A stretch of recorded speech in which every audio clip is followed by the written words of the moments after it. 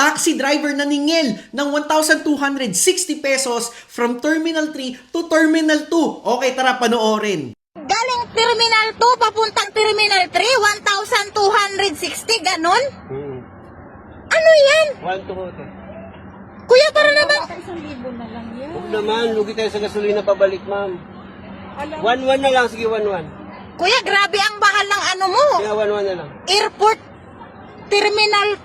Diyos ko po, kung alam ko lang, kuya. Para na kami nagbiyahe ng probinsya. Kung alam lang natin, hindi na tayo nakita. Di na lang kami nag-ano, budol naman kayo. Hindi budol yan, pinaliwanag ko nga siya. Ano? Grabe naman kayo maningil. Terminal 3 to Terminal 2, 1 to. Grabe naman yan, kuya. Ano ba yung taxi mo, oh? Okay, kitang-kita nyo, di ba? Grabe yung singil netong taxi driver na to from Terminal 3 to Terminal 2 lang. Ang lapit lang nun. Pero dahil dito, ayan, sumikat tuloy si kuya. Pagkasikat niya, ngayon hinaharap niya ang pwedeng revocation of license. Okay, so aabangan natin yan. Pero grabe naman yung singil talaga na yun. Napakalapit lang nun. 'Di ba? Para singilin mo ng 1,260, sabi nga niya eh. O bawasan na natin, gawin na lang nating 1-1. Ano ba naman yan? Sobra naman yun talaga.